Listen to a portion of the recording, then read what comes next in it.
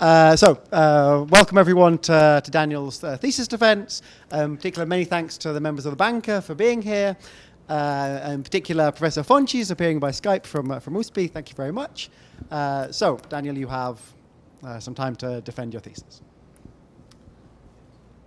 Okay. 50 minutes, apparently. 50 minutes. 50 minutes? Okay. Let me just say it again. Thank you very much to the members of my examination committee for kindly accept this invitation. And thanks to Rob for your guidance in this trajectory. Thanks to the audience for being here today. Okay, my thesis is focused on Bootstrap percolation and applications. And now we're going to do the following. We will consider a general model of monotone cellular automata and see some examples and two-dimensional results. Then we will discuss recent three-dimensional results for a subclass of such models, which we call anisotropic. And finally, we will see one application to interacting particle systems. Okay, that's it. So what's Bootstrap percolation? We can think of it as a model of spread of infection. And the setting is the following. Start by choosing your favorite graph, G, and a positive integer, R. And in this picture, you see the graph is a chessboard. So the vertices are squares, and two squares are neighbors if they share a site. And the state of the vertices, we will say they are either infected or healthy. Let's assume that the black squares are infected, and we do the following. At each step, we will infect healthy vertices. How? We pick a healthy vertex, we observe its neighborhood. If it has at least already infected neighbors, then it becomes infected, and the guys that are infected remain infected forever. Okay? So let's see this example. And we will say that we percolate if we can infect the whole set of vertices by the end of the process. So in this picture, this white vertex has, we will choose our R to be equals to 2. And you see this white vertex has two infected neighbors, one to the right, one below. And the same is true for this guy, one to the left, one above. The same is true for this guy and this guy. So it becomes infected at time 1, let's say. And now we have new healthy vertices that will become infected, like this one to the left, one to the right. And you see these two guys as well will be infected. And then you keep doing the process, and you continue. Now this guy will also help to infect this vertex, right? And now it's clear that the whole set will be infected by the end. Okay, so that's the warm-up. Now let's consider this general model, which was introduced by Bolbach, Smith, and Uzel. And who introduced the normal, the original? So the original model, it was introduced by Chalupa and Leith. And what? Right. I'm sorry. Sorry. Is it legal to the supervisor? Oh my God. Okay. Okay. Yeah, probably not. So all my questions are addressed to the candidate, not the supervisor. Okay. Continue. Thank you. And if you give names to you, then you should give names to us. So this is the setting. We start with, we will denote this initial infected set to be A0, and the symbol lambda for us will denote either CD or the cube with side length L or the d-dimensional torus. So this will be our vertex set, and we will consider finite subset of CD minus without the origin, and we collect them in this U that we will call the update family. And this is the process. Suppose you already have your infected vertices at time t, and at time t plus 1, you keep the infected guys, and you you are going to add vertices in your lattice such that when you translate the rule to this point, it is completely infected. So let's say that this is set 2, for example. This is the origin, and here somewhere you have a vertex which is healthy. Then you have a rule here near 0. Then you translate this rule close to vertex x, and if it's infected, then you infect the new vertex. And we say that the final collection of infected vertices is the closure. It's this symbol. We denote with this symbol. And okay, this process is deterministic, and we are interested in random questions. So we declare the initially infected set to be chosen according to the product of Bernoulli probability measures. This means every vertex is chosen to be infected with probability p independently of each other. And we are interested in the critical probability for percolation. So it's the critical probability. The vertex lambda in this family to be the infimum over p, such that the probability of percolation becomes likely.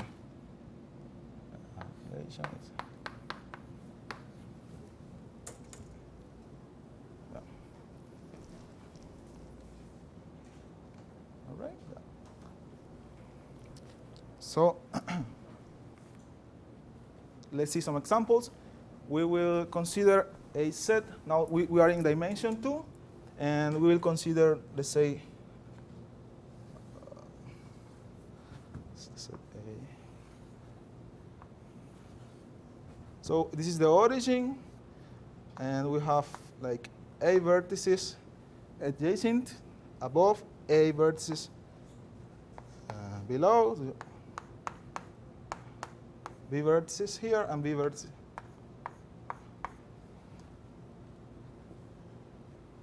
Okay, something wrong here. You have minus B here.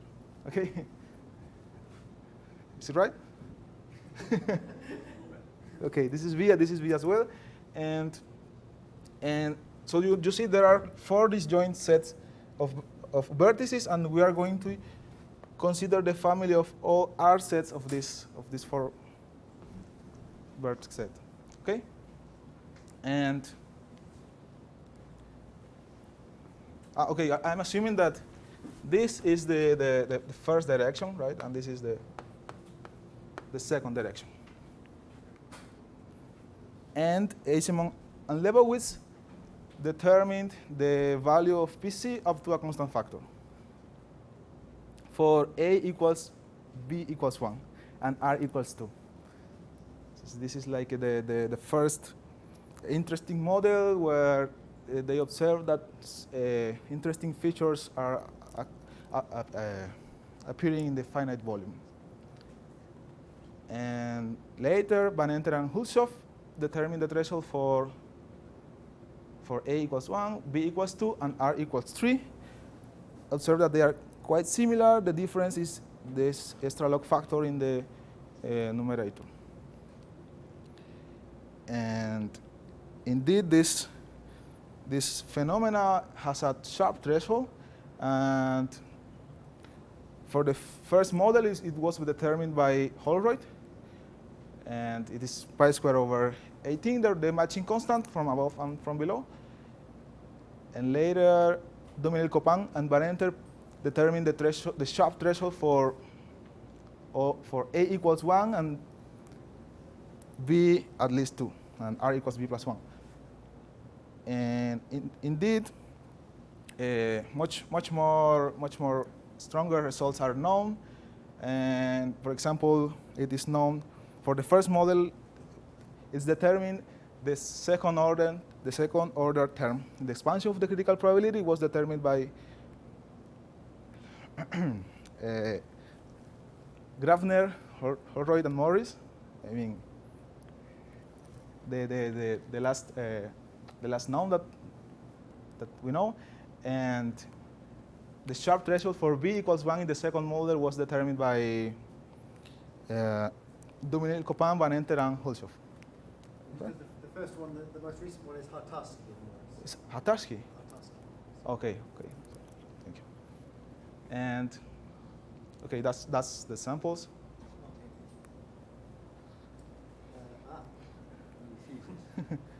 Okay. So let's move back to the two-dimensional setting.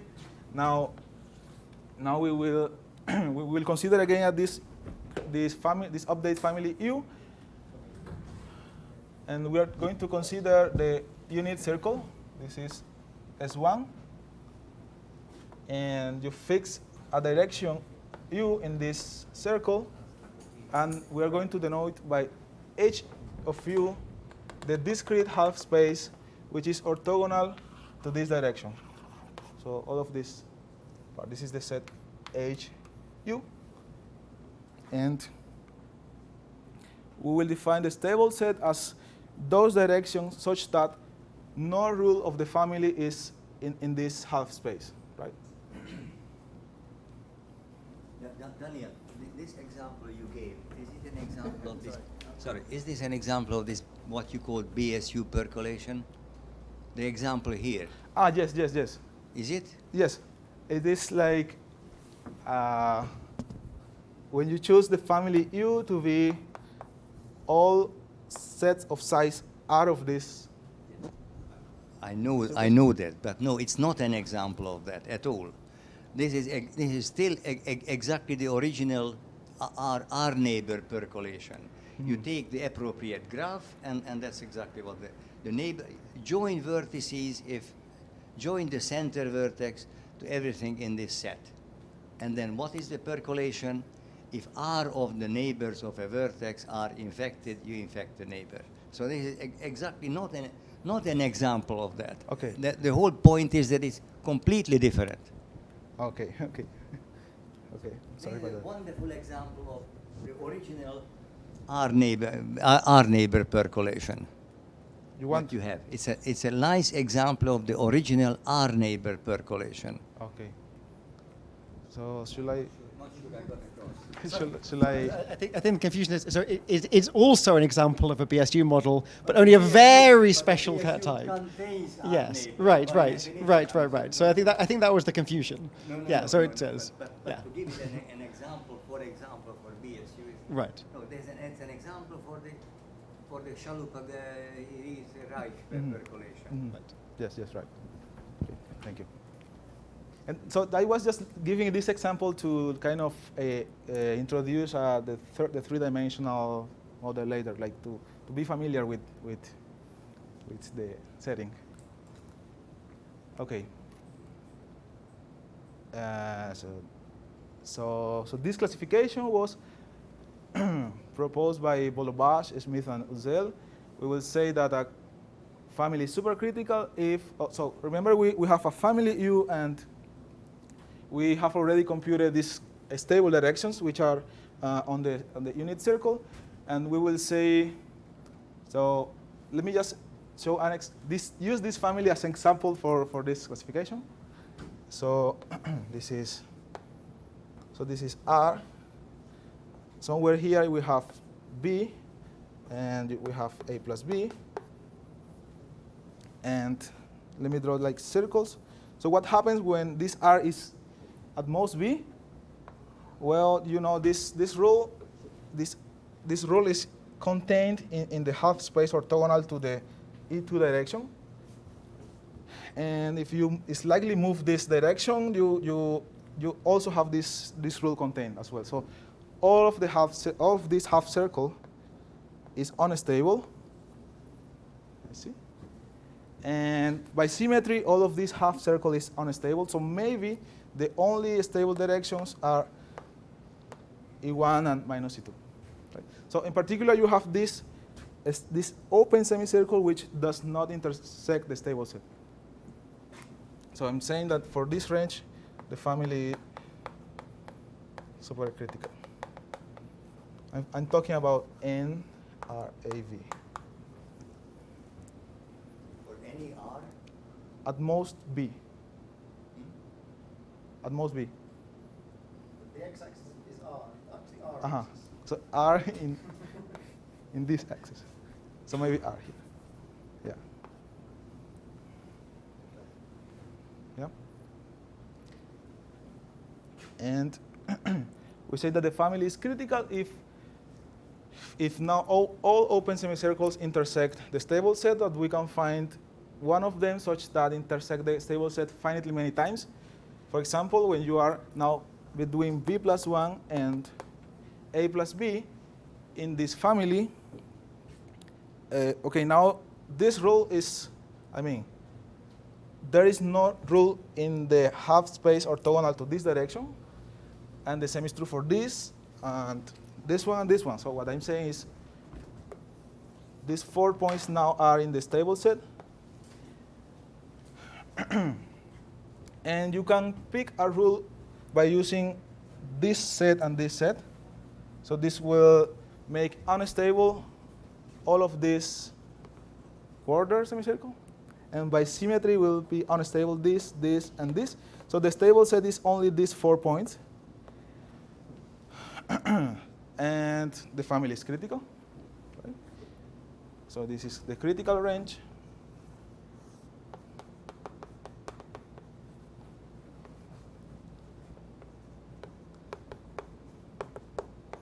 And now we say the family is subcritical otherwise, meaning all open semicircles intersect the stable set. Right? So now when R is at least A plus B plus 1, every rule should use at least 3 of these sets. So in particular, no direction is stable. So no direction is unstable. So in this case, the stable set is everything. Okay.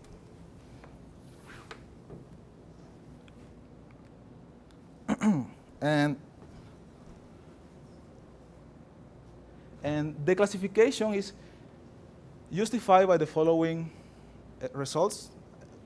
Bolovas, Smith, and Uzel prove that for supercritical families, the critical probabilities are polynomial in L, while the critical families, for these families, the critical probability are polylogarithmic in L. And what about subcritical models? Ballister, Bolovas, Priskuski, and Smith prove that the critical probabilities are bounded away from 0. And indeed, these subcritical models are looks more like classical Bernoulli percolation. So let's discuss it a little bit now. These results are in the finite volume, but indeed, when you look at the process in the whole of C2, they are basically saying that the critical probability is positive if and only if the family is subcritical, and the authors prove even more, like it is 1 exactly when you have your stable set to be the whole of the circle, like this last example we have here.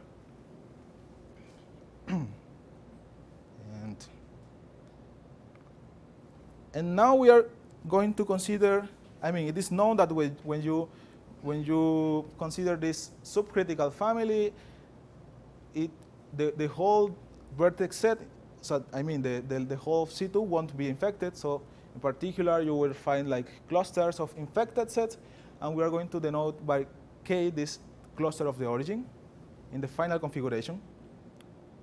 And we have succeeded in proving that if the stable set is everything and P is super tiny, then the size of the cluster decays exponentially fast. Okay. And so I will just write it here. If the stable set and P is small, then we have exponential decay. for the cluster of the origin. Okay.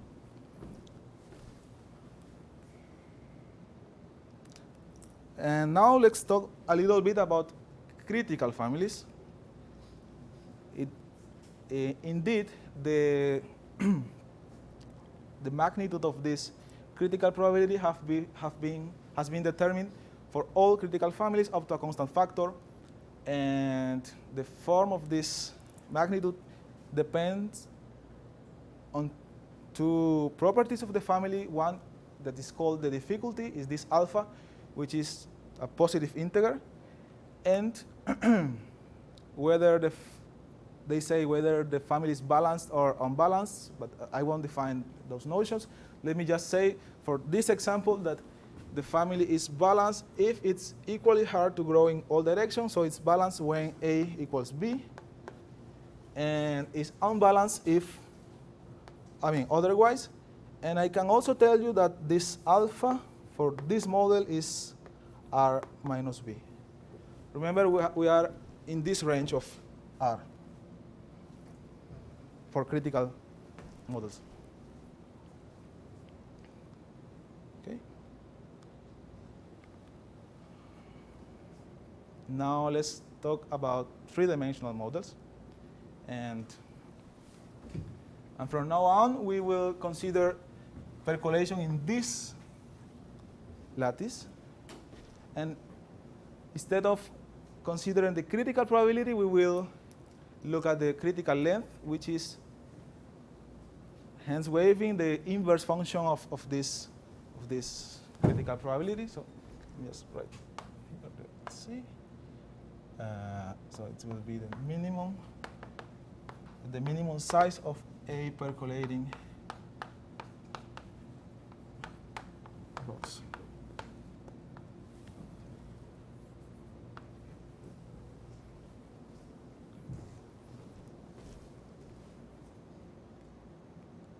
Okay.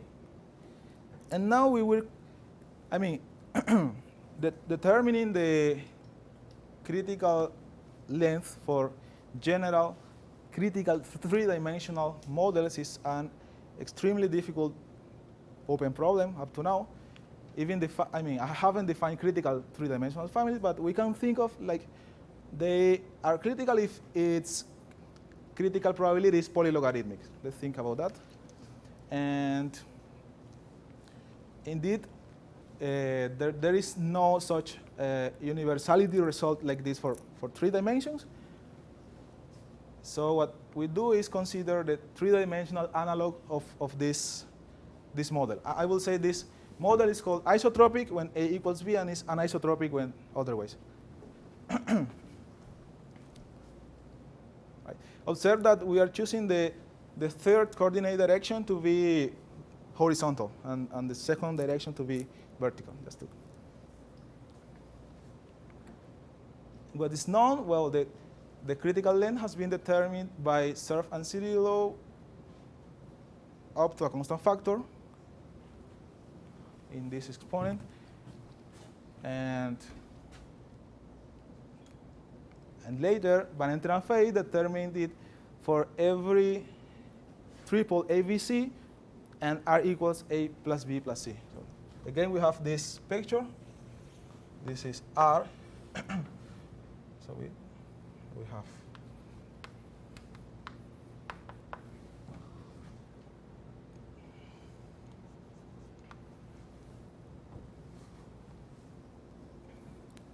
and our aim is to generalize this result to all triples and all possible values of R.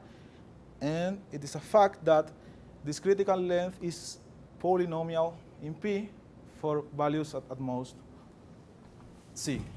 Values of R at most C. Now in this range we have what we call supercritical models. It resembles the critical probabilities for these models, which are polynomial. And so the next question then is what happens at C plus 1. And we have succeeded in determining the critical length for all triples ABC at this point, C+1. And observe that this time the critical length is single exponential in L, whereas the previous probability is doubly, so we have exponential here at this point, and here we have single exponential. Right? So in particular, there should be some point over here such that we have this transition. Right? Okay, so we are here. And okay, I would like to talk a little bit about a new technique we developed for the case C at least A plus B when determining the lower bounds.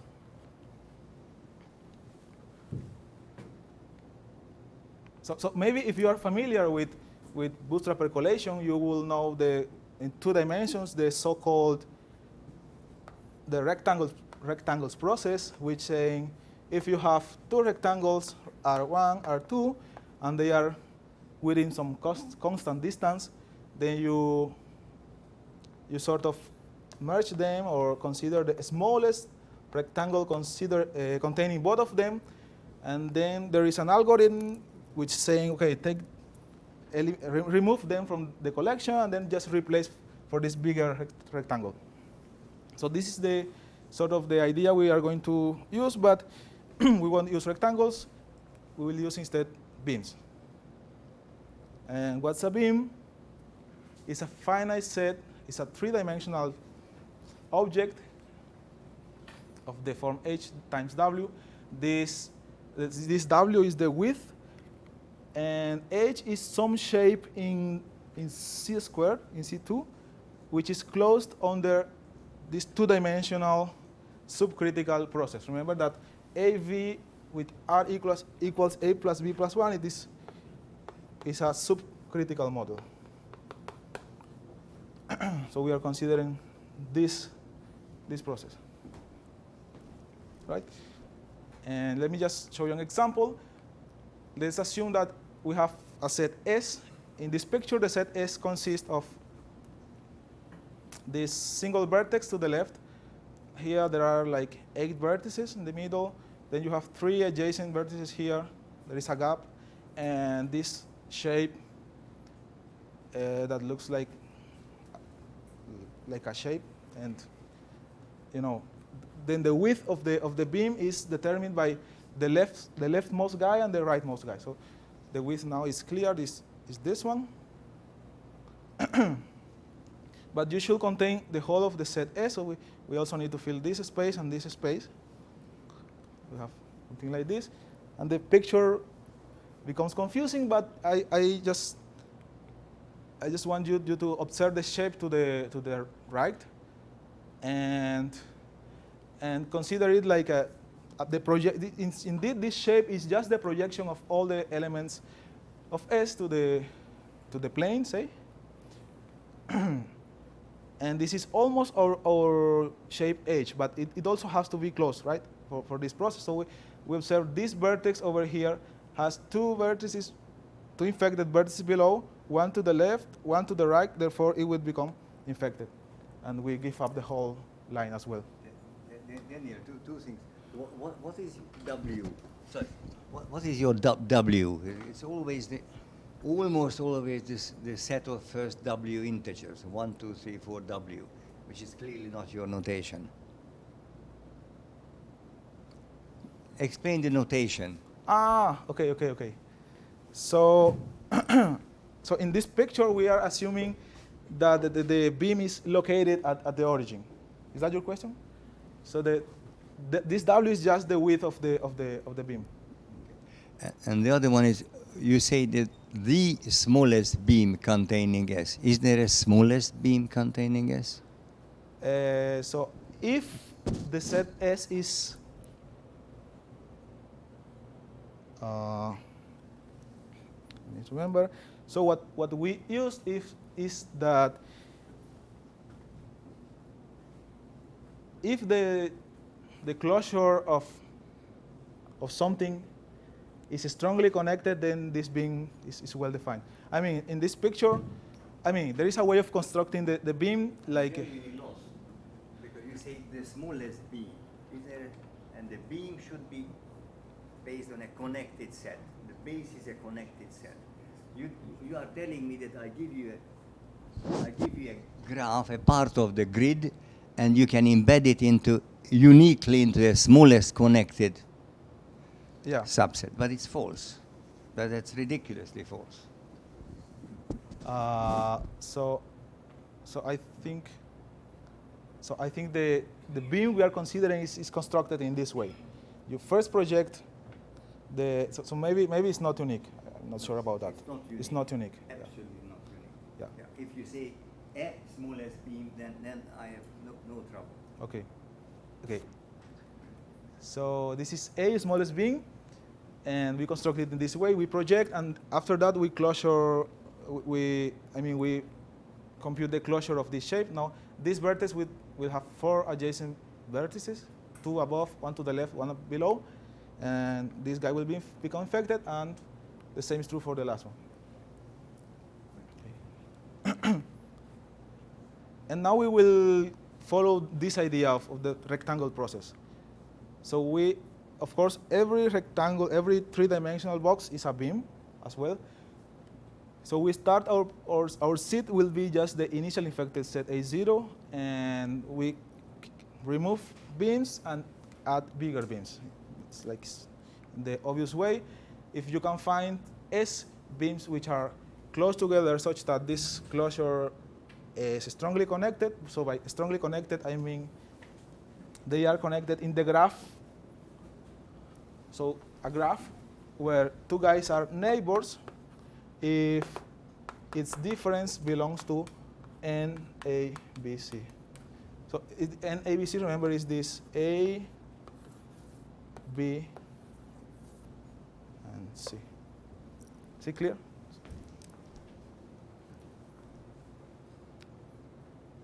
So then choose the minimal family, remove, and replace by the smallest beam that is constructed in that way that I just explained. If you can't find any more, then just stop. Observe that if if you do percolate, then this process will end up with everything. And just definition will say that all of those beams that are added to the collection, they are covered beams. And the event B is covered is denoted by I star. Okay. So let's just try to overview what's going on for this family. So in this family, C is equal to A plus B. And we would like to prove that the critical length is at least, so maybe I should put the log. So we're trying to prove that the log of the critical length is at least p to the minus, okay, it's p to the minus 1 for this family. Okay, it's okay.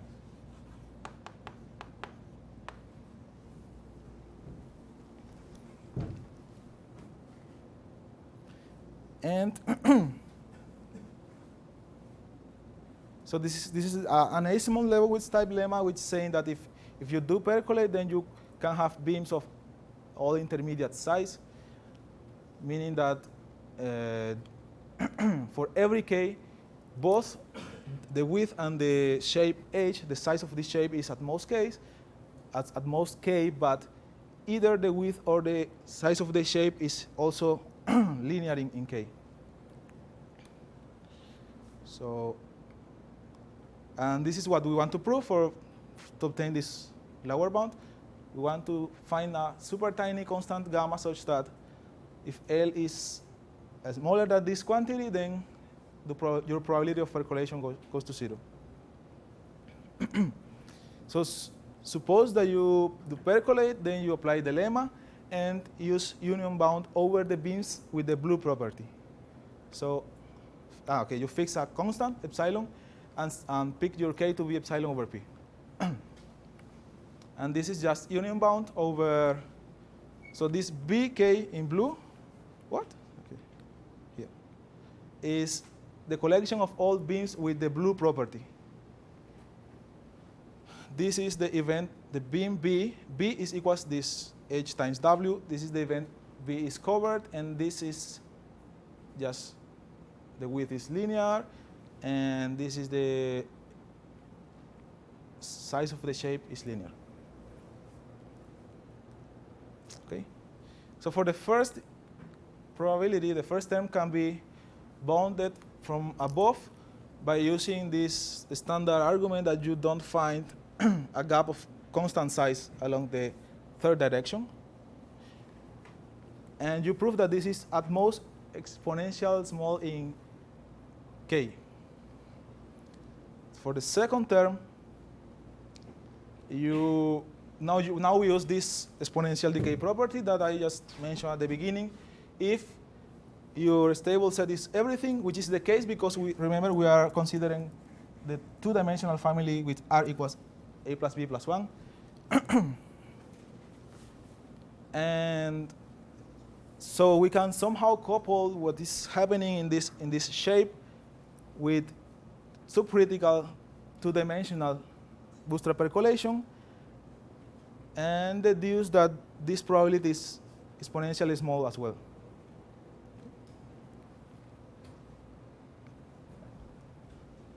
And if you pick gamma and epsilon super tiny, then this quantity goes to 0. Okay. Okay, and now I will just mention what happens at C plus 2.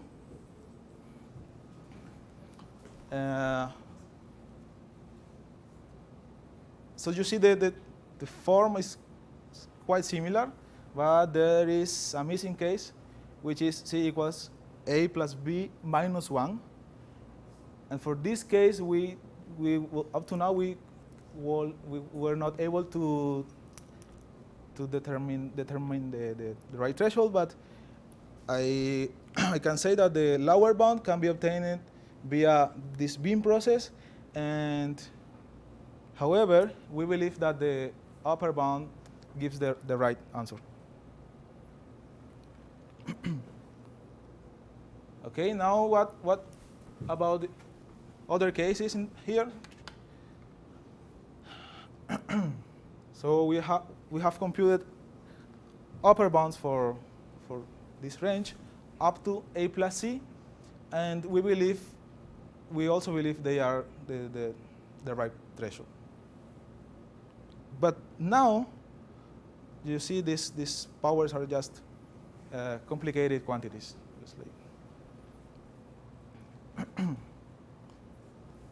And so I will just let you know. We also prove that the point where this transition occurs is at B plus C, right? So we determine the threshold up to C plus A, and we also prove that up to B plus C, your critical length is singly exponential, and after that point, we hope it is double exponential. We believe. Okay, so let me just now talk about this application in a two-dimensional interacting particle system, which we call the U-border dynamics in C2. And so we are going to assume that every vertex is voting for either candidate plus or candidate minus. So when the clock rings, so every vertex has an independent clock with rate 1. When the clock rings, the voter wakes up, and then remember we have this family U. The family U is fixed. So let's say this X marks is a rule. So this rule is 2 points. This rule is also 2 points. This symbol you see, and this star is another rule. So we have 3 rules here, and the vertex chooses one of them with probability 1/3. And if this translation is, again, completely either plus or completely minus, then this vertex adopt the same state. Is it clear? And we are interested in fixation. So we will say that the system fixates at plus if for every vertex, if every vertex becomes eventually plus. Then we study the critical probability, this time for fixation, which is the infimum value such that fixation occurs almost surely. And Fontes, Schoenmann, and Sidora-Vicio prove that this critical probability is strictly less than 1. I would like to say they didn't consider these dynamics. They considered the so-called Glauber dynamics of the Ising model. I'm just saying, okay, the techniques work for this model as well. And Morris conjectured that this is the case now for every critical family U. And so we work on this conjecture, but we need to introduce a notion which is about droplets. So before stating our result, let's just discuss a little bit about droplets. We will fix a finite subset of the stable set. Let's say it's this in the picture. So this T is just these 4 directions. And what we do to construct this droplet is just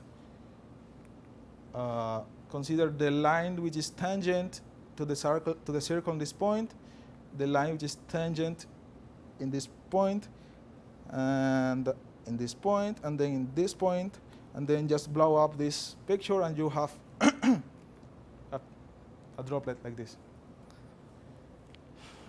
Okay, and we will say that this droplet is a TL droplet if its diameter is at most L. And now we will run the same dynamics, but with a different initial condition. Let's assume that the droplet is entirely minus inside, and every vertex outside is in a state plus. And we define, this is a finite state Markov process. So this first time where the whole droplet becomes plus is finite, almost surely. Right? And we are interested in the families such that this droplet erosion time is polynomial in the diameter of the droplet. And this is the definition of polyroding. A family is polyroding if we can erode these TL droplets in polynomial time. And we prove that the critical probability is, we have this phase transition for families which are critical and polyroding. And indeed, we believe, at least numerical simulations suggest that every critical family should be polyroding. And so that's it.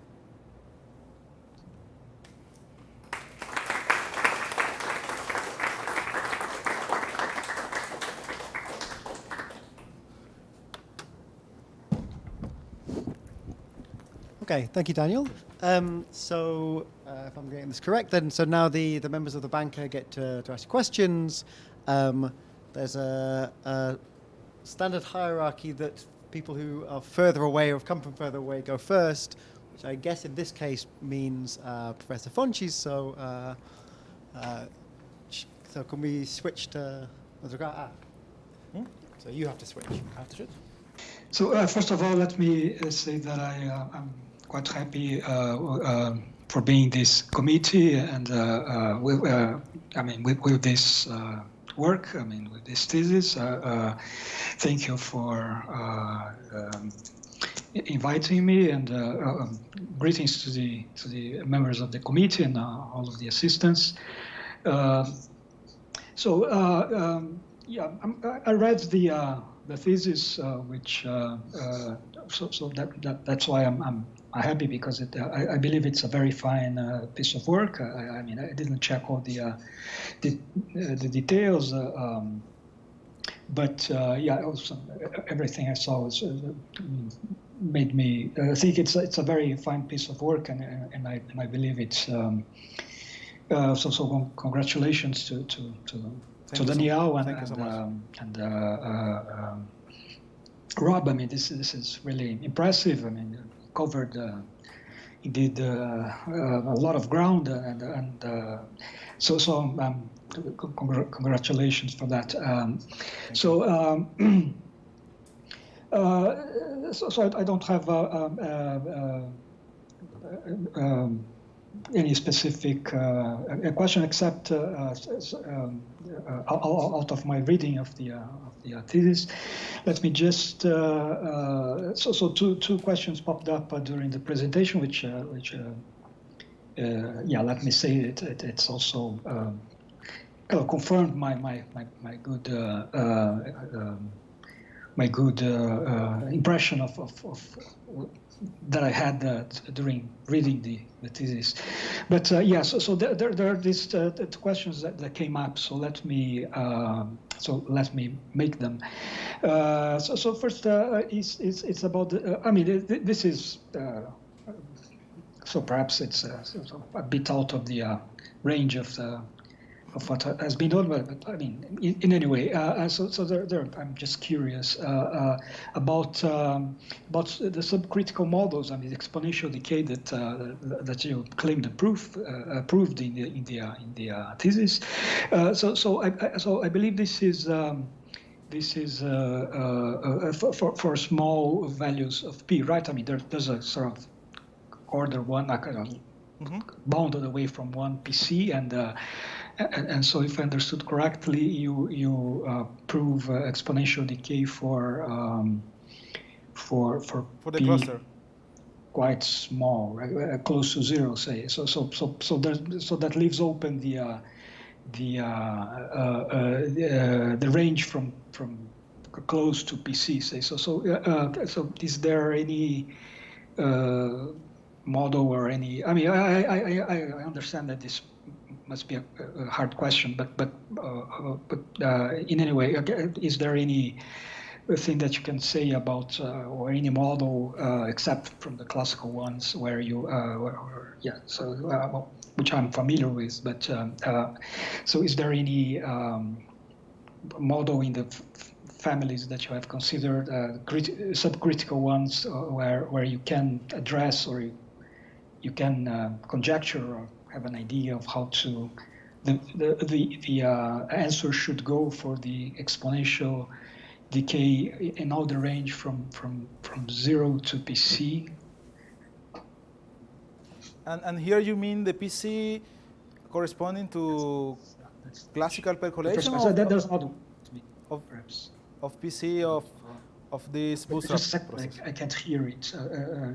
Just a second. I did something to the sound, and I. So I'm not sure if Professor Fontes is watching, but so perhaps we'll move on to the other members of the banker, and then hopefully come back later to more questions once the technological problems are resolved. So I think probably the second person to ask is Bela Balabash. So let me congratulate you as well. Your thesis is much better than I had expected. It really is very substantial. So I'm most impressed, and I'm also very happy that you got a very good postdoc as a result of it. So that's all brilliant. Now, I noted a million questions, but they're all far too specific. So I think I won't ask them. But what I would like to hear is you telling us essentially anything where one can see that you are thinking. And a sketch, you gave heuristics in your dissertation. Describe heuristics. Could you describe one of them to us in your own words, rather than looking at the screen? For example, where is it? Okay. Can you describe the yeast process? Something very easy. The easing process. Yeast process. Yeast process. The yeast model. So it is super critical. Okay. Not to me, but to the audience. So the yeast process is this side.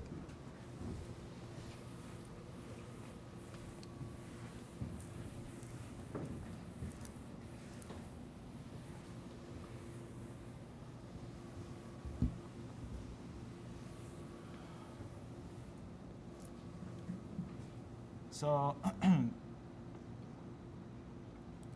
so in 2 dimensions,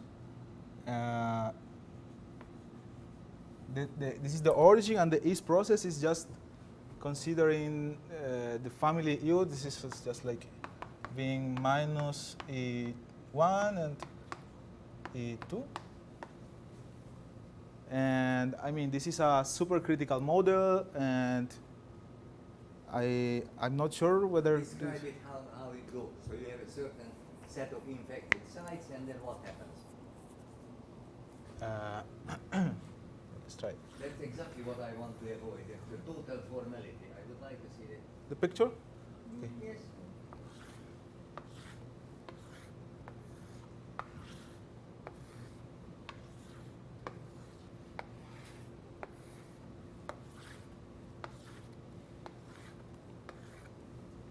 So we have initially infected guys, say this one, this one, this one, maybe this one. And I mean, so we are interested in question about infecting or percolating the whole set of vertices. And but this model, for this model, it's, I mean, for supercritical models, it is enough just like to find a constant number of infected vertices to percolate everything. Is that? What is the model? So what's going on now? You Okay. have about being infected, and then what? And okay, at the first step, so this guy has one infected neighbor to the left, so it will become infected, and this guy as well will become infected, and the same is true like here and here. And now here and here and here. Is that your question? It's a misunderstanding. Can you translate? Sorry, there's a misunderstanding. Baylor is asking about the kinetically constrained spin model, the yeast model. Ah, okay. So I will say that this is a work of Morris, Martinelli, and Toninelli about another interacting particle systems, which is this kinetically constrained spin models, and they have succeeded in determining this relaxation time or expected time to infect the origin, maybe as Q scales. I mean, the scaling of this infection time is. Am I right? Is that your question? So I think Ben's asking about the yeast model, which was done much earlier. But I understand that the current. All I Yeah. would like to see. It was just the That you definition can- of it. You didn't. You can tell us what it He's is. asking you to define the model. Not. So you should answer. But you can hear us. Well, I can hear you, yes. Okay, excellent. So Okay, can you hear me? Yeah. Can you hear me? So perhaps I can make my other question, which was about the voter model in Z3. So is there anything, what's the difficulty? So about C3, we have not think about it because so we need like this universality result for the threshold of critical families, and I mean there is no such a general result like to try to see what kind of families we should consider in this three-dimensional setting. Okay, so but you're looking at it. It's a project. Yeah, it's a project. Yeah, it's future Okay. work. All right, excellent. Okay, so I'll stop here. Thank you. Okay, thanks to you, Professor. Sorry, so to explain Baylor's question, like you define the kinetically constrained spin model known as the East model. So you wrote down the family, but you didn't tell us what the process is. Ah, okay.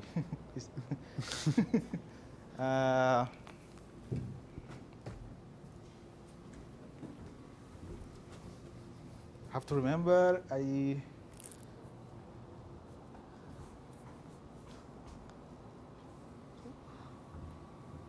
So we also have these clocks at each vertex, and when the clock rings, I'm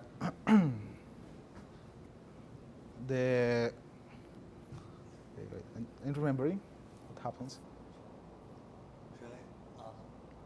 Which is definitely totally in the dissertation. U-Ising dynamics. So can you describe the U-Ising dynamics? Okay, yes, that one I can. So you have this family.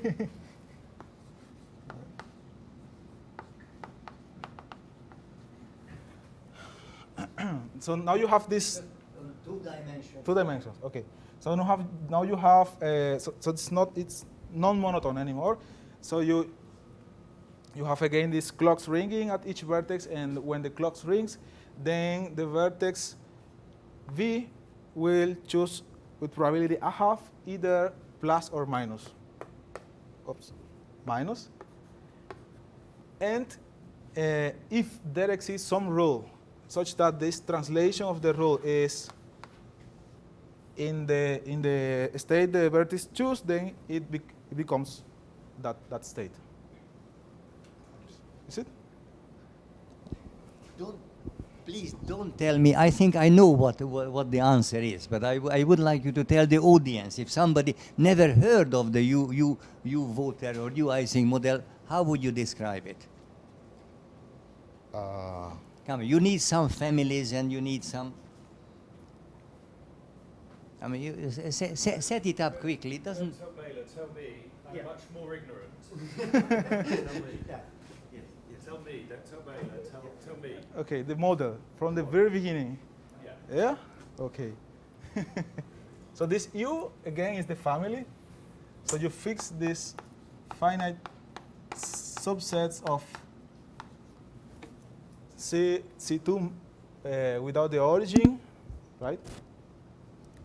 And then you, in your plane, you will choose the initially infected, the initially set of pluses with probability P, independently of each other. Okay, so you will have pluses and minuses, right? This is it. And we are interested in values of P, so the initial density of pluses, which are close to 1.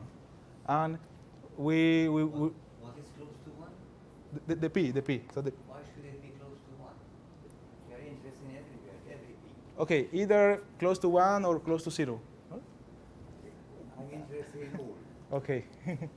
No. What I want to say is, when it's close to 1, there should be more pluses at the beginning, so we will expect fixation at plus. That's what I mean. And then you run these dynamics. You have these clocks for each vertex. Then when the clocks rings, let's say this guy, he chooses either plus or minus with probability half, and then if some of the rules, so he doesn't choose the rule anymore. He just observe. He's just interested whether a single rule is. It doesn't matter if you have one rule in minus and 50 in pluses. So the clock rings and chooses Right. plus or minus So- half and half, or what? What's the point of having the XIs?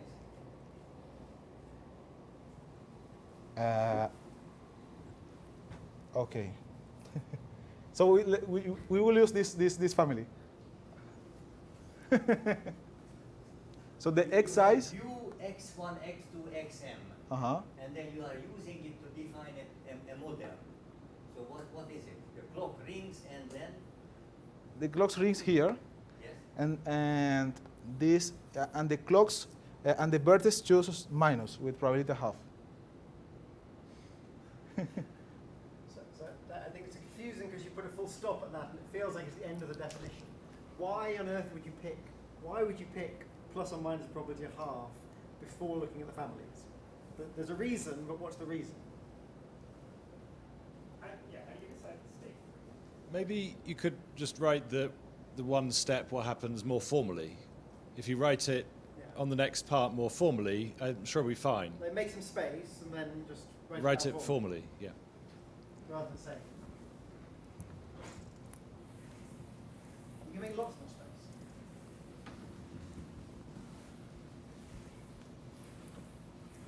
Daniel, I'm sure you know it. Impossible that you don't know the answer. You know it. Believe me, you know it. You're just saying it incorrectly. You're not quite saying what you mean. So just write it formally. Write what you're saying. So write it on the board instead of saying it, Okay. and then it will be clear what you mean.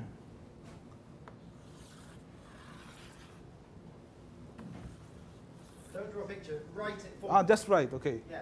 So the Ising dynamics goes as follows. It has two steps, like every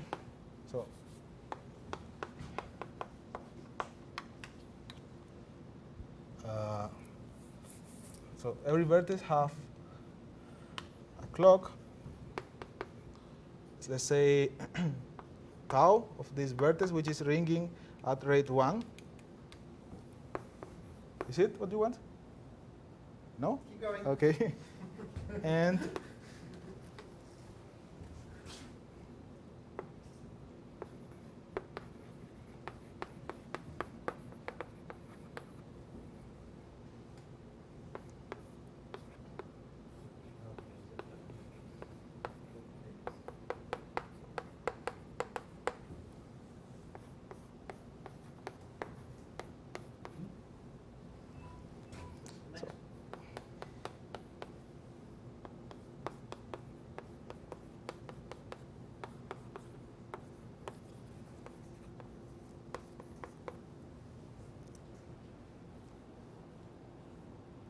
where this x is some x in the family. Right, and state star means, what does it mean to say there exists X so- state star? So this star is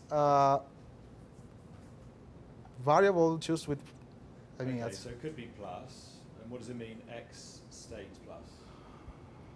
all the vertices in B plus X. Okay. Daniel, Huh? if you erase this giant square, then you'll have a lot more space for it.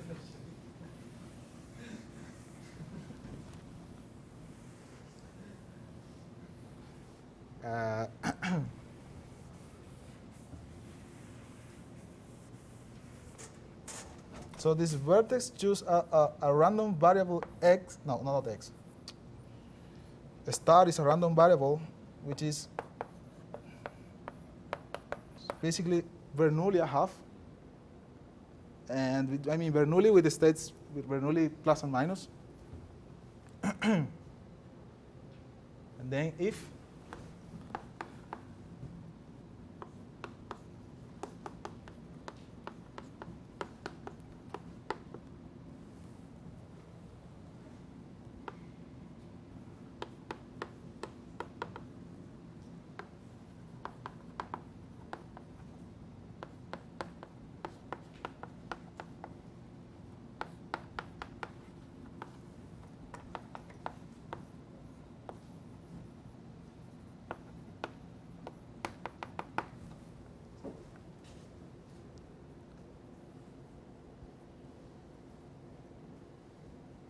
Okay, I think I understand. So I think So you decide, do I want to become plus or no? If I want to become plus, I will become plus if there is a translation which is entirely in the plus state. I think you thought you were saying it, but it was not coming across. Yeah, it was not coming across. Okay. Yeah. You were saying this part loudly and that part quietly. Can we make it even easier? Back to the baby percolation. Two neighbor square and n by n grid, where you need at least n. The wrong question, extremal question. You also noted that, and partly you said that the perimeter proof goes. Who gave this perimeter proof? Because the impression is that every baby is born knowing the perimeter argument. Is it what Eisenman and Lebowitz gave? Do you mean the extremal question? Yes. I think there is no hint of who proved it first. At least I don't know. I try to. Sorry. No, Eisenman and Lebowitz proved it in a pretty ugly way. Okay. And it was actually Bolog and Pette who gave the perimeter proof, which is a one-liner, beautiful, done. And then since then everybody says it, and no credit given. No, it's Pette, Bolog and Pette who gave it. And actually even the original Eisenman-Lebowitz proof, if you look at it and read it properly, is not a proof. But the first proper proof was given by Bolog and Pette. Okay, but that's not my question. My question is, you also remark that if you turn it into a torus, you take an n by n grid and turn it into a torus, then the extremal question is, the answer is not. Then what is the answer? Is n minus 1? N minus 1. How do you prove n minus 1? You mean the lower bound?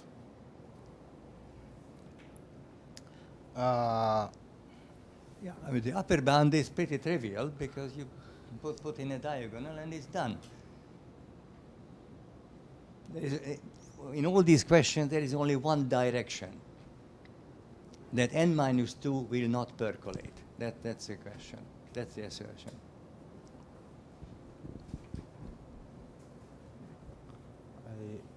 Okay, I don't know. I haven't thought about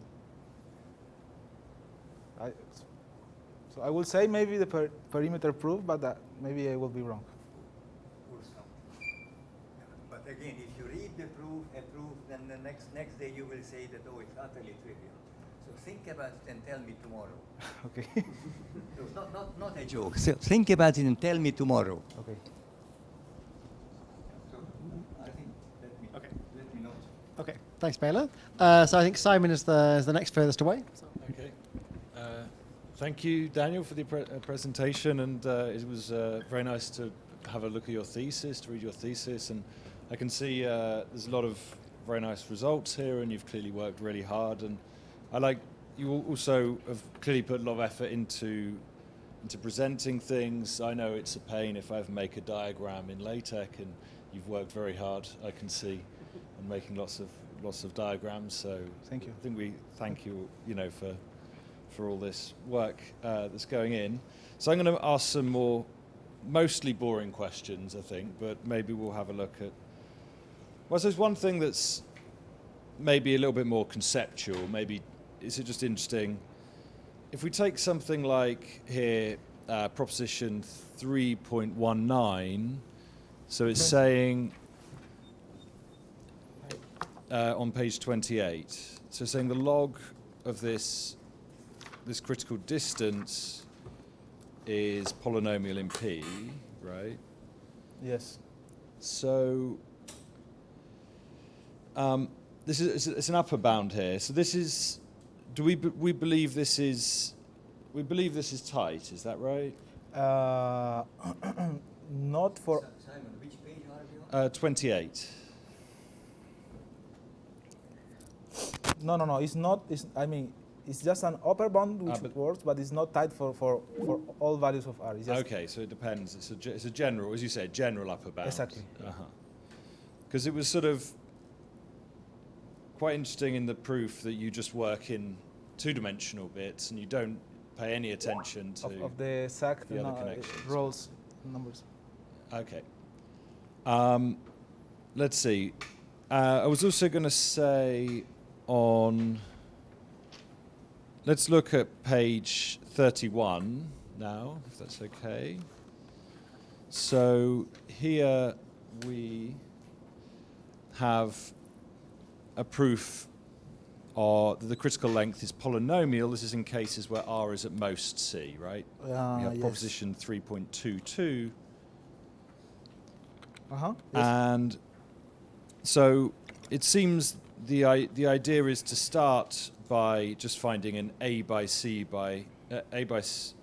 by C rectangle or cube or thing, and then growing it out in each of the three directions. So you do say immediately that deterministically you grow in one direction, so you get A by B by L. Do you want to explain maybe the next direction you grow in? So it says here, it is enough to find one copy of A by 1 by R minus B inside. You see,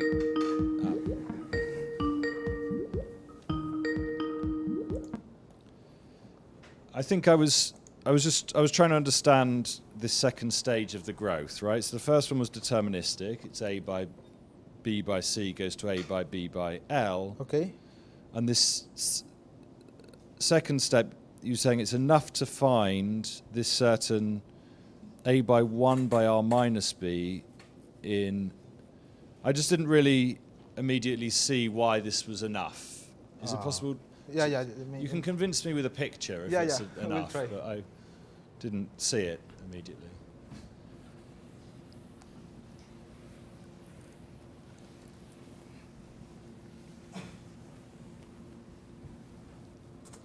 So you start with this.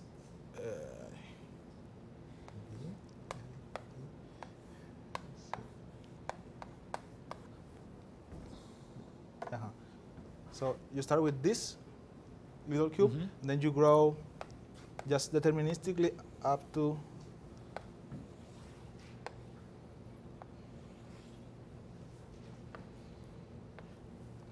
L. Mm-hmm. And now we are saying that that we can grow up now. Right. Yes. So now, remember, remember our set is you have A vertices in the Mm-hmm. first direction, B in the second one, and C in the third one. So you already have these B guys. They Okay. are already infected, and so you need R in total, right? Mm-hmm. Therefore, you just need to find like R guys, these R minus B guys, which are adjacent to fill the entire line, and then you do the same for all. So in every line along the top, you need an R minus B somewhere. Yeah, exactly. And is this what we have?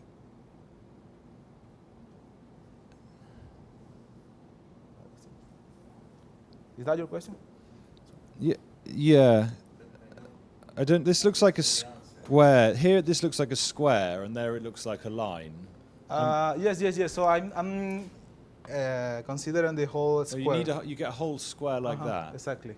And then all of that goes, and you get one on every vertical. Yes. Okay. So that's how that works. Okay. So I mean, there's once or twice with these things where it might be possible to include a little bit more explanation. Sometimes when you say this is sufficient, it probably is, but it's easier for you, who you've thought about it for years, than it is for me to see. Yes. Yes. Sure. So that's well, it's good to see it now. So it's good. Thank you. So one, I'm doing all the boring things. I'm coming through and really, but so one other thing which happens very often when you write an article or you write anything, is you sometimes have you kind of know what you mean with assumptions, right? Like, you know, I'm working with k at least 5 or something, and then you don't necessarily write it in every single lemma because it's kind of assumed, right? So there might be one or two places where there's assumptions. So let's have a go at seeing if there's an assumption which isn't written formally, and let's see.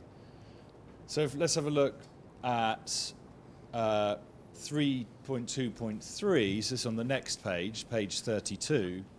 Mhm. So we have here, it says, under the NABC C+S bootstrap percolation, right?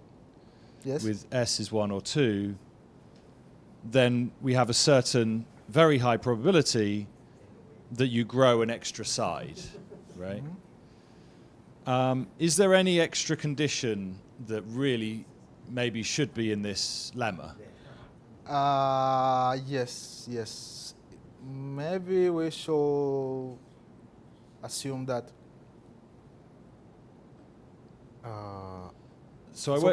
If you don't see it immediately, then maybe we could look at the proof here, right? So it basically follows from 3.2.5, right?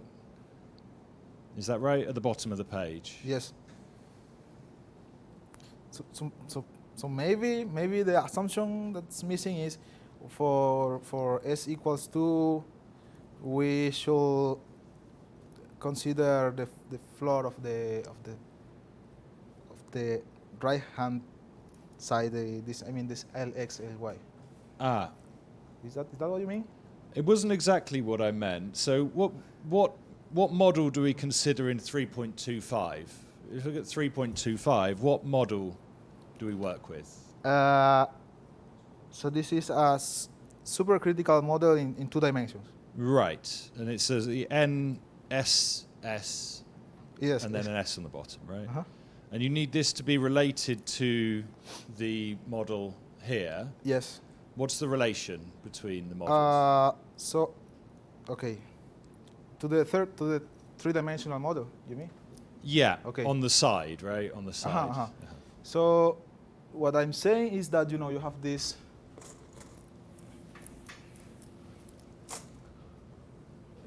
N, A, B, C plus S, and then you are just observing what's happening to grow one step in this direction, and you already know that you have these C guys in your inside, inside.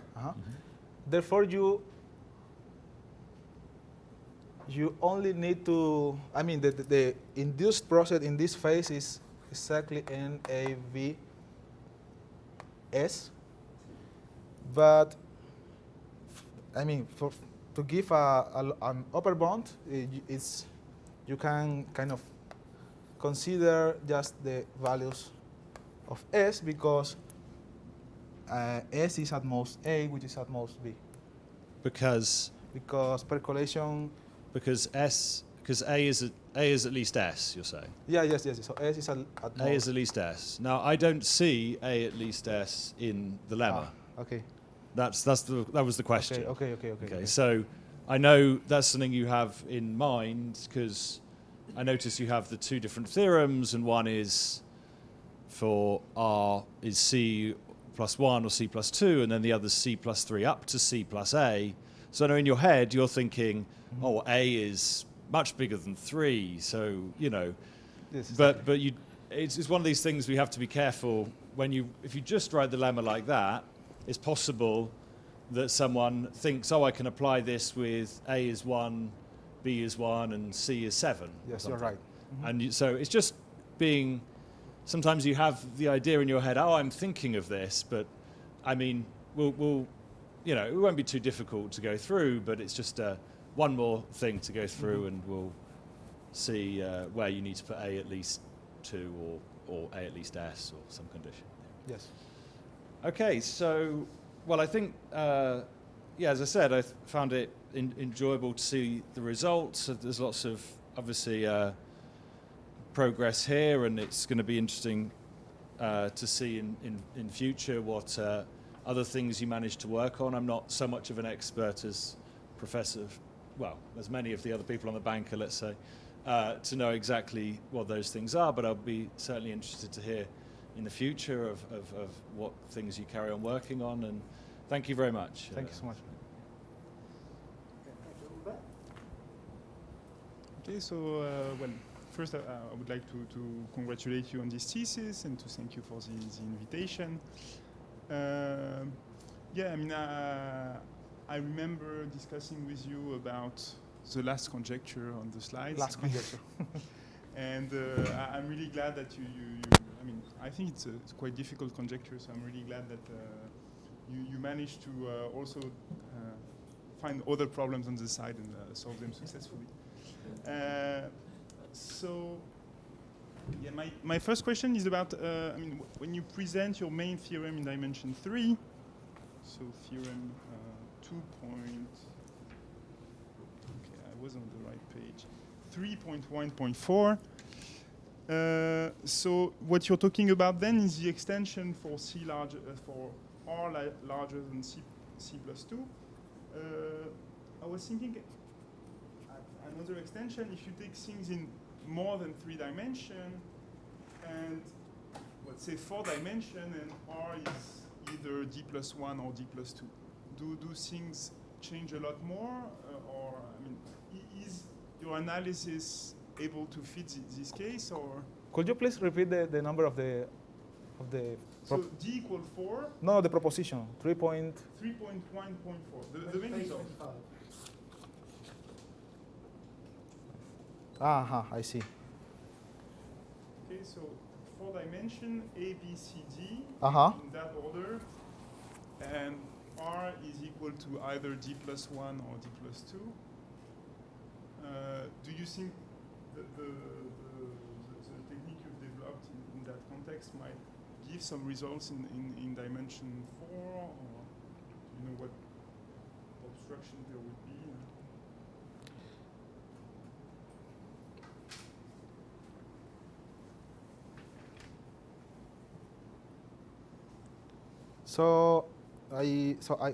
So this is like a future work as well, but I will guess that some of those techniques will work in some particular cases, but you know, we have like this extra dimension, so maybe so in 3 dimensions we just consider like so from C plus 1 up to C plus B, something happened, and then C plus B plus A. This is 3 dimensions, right?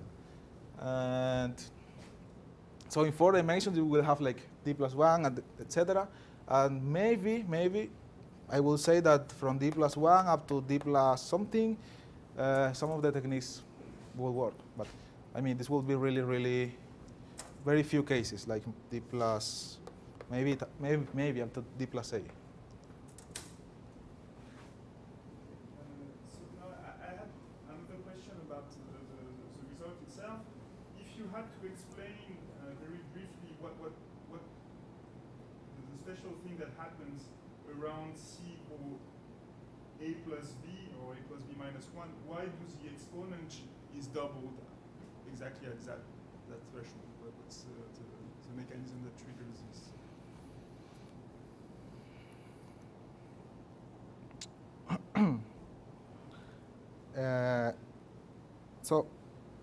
So I will say that, should I show the theorem here? Yes.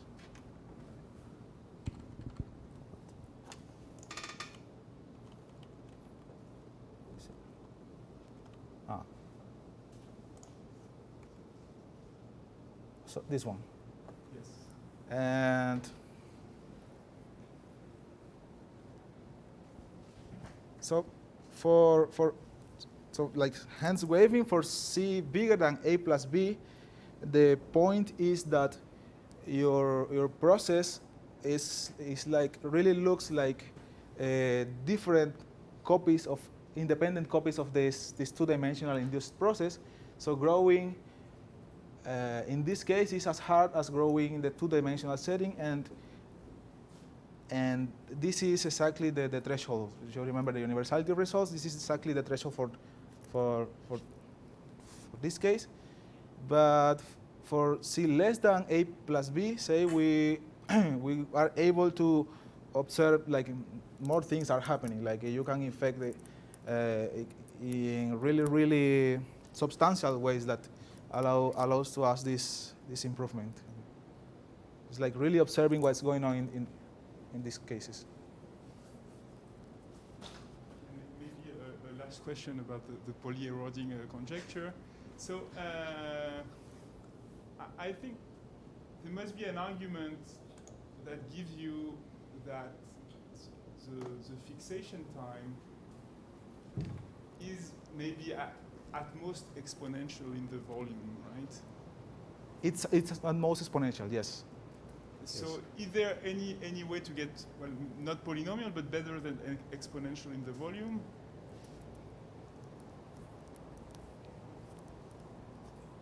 I don't know.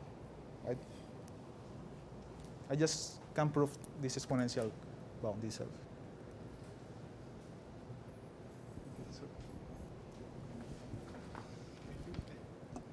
Okay, so thanks, Albert. Thanks, Daniel. It was a great pleasure working with you over the last few years.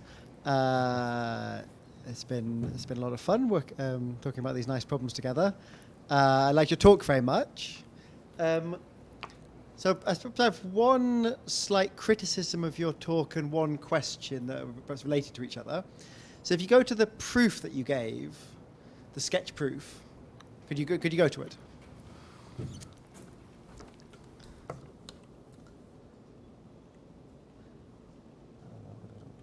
So yeah, so your talk was very nice, but this for me is like, it was perhaps the highlight.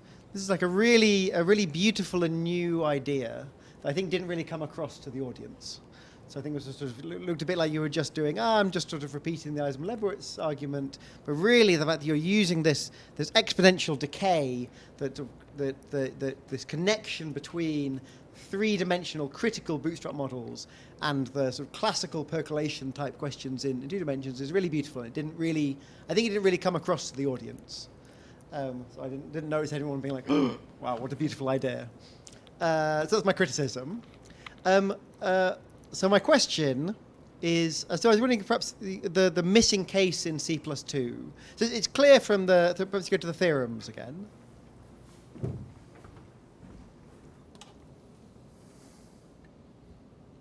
So maybe C++. So this missing case, and then on the next slide, then when it's bigger, then all hell breaks loose, and you have these crazy upper bounds, which we think perhaps are correct.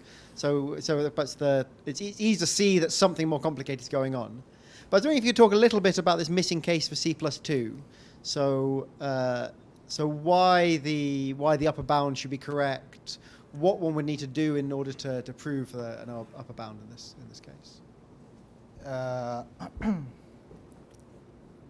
Okay, let's say that when proving a lower bound of this type, at some point we use that when you observe this two-dimensional projection or process, you will need to have at least one vertex in this line to become infected.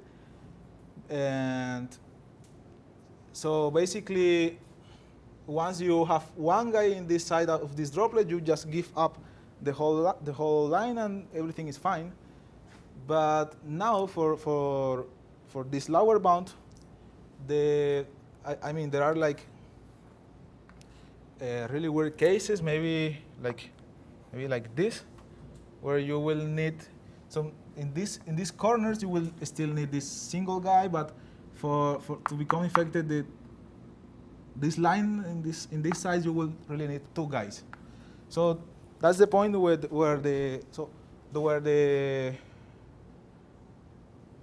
beam process breaks down. But we believe that maybe by using pollute techniques, I mean, by proving an exponential decay property for pollute bootstrap percolation, we will be able to get probably this upper bound to be matched.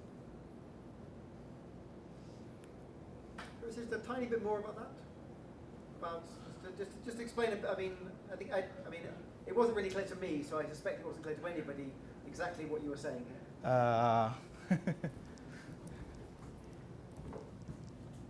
And what you mean by polluted bootstrap, which also no one will know. So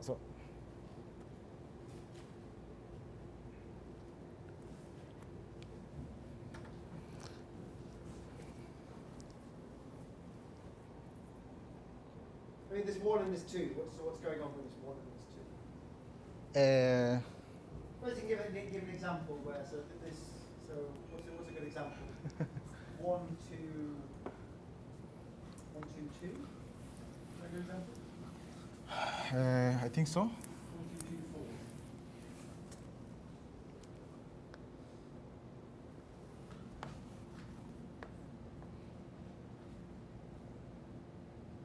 No, it's really good.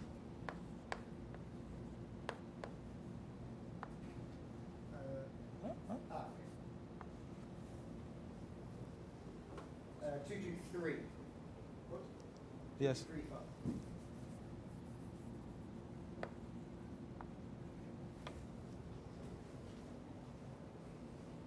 So you got this beam.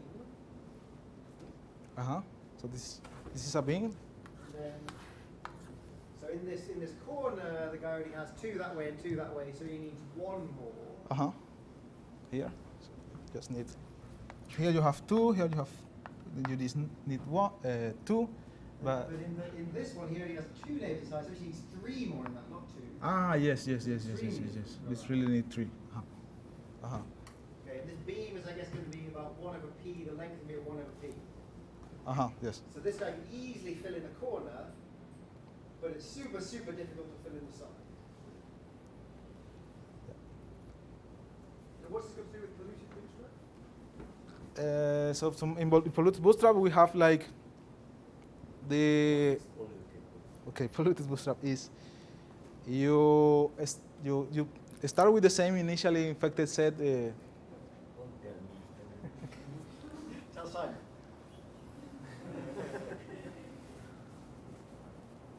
And you you have this initial infected set with probability p, and after that with probability q you remove some of these infected sites, and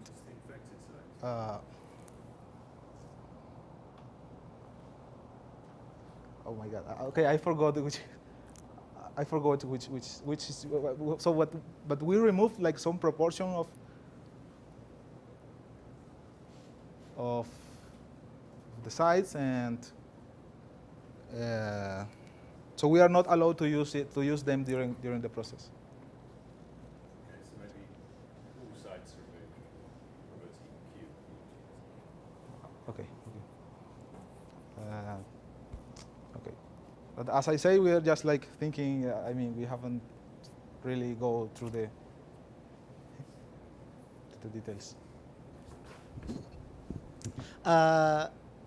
Okay, so we've run out of time. So so in that case, so we should now ask the members of the audience and the speaker to leave while the banker discusses things, and then we'll invite you back in a few minutes' time. So thank you everyone for coming. Congratulations. Thank you very much. Yeah, congratulations. Right. Flashes. Yeah, this is a flash anyway. So, and for the other one? Oh no. Okay.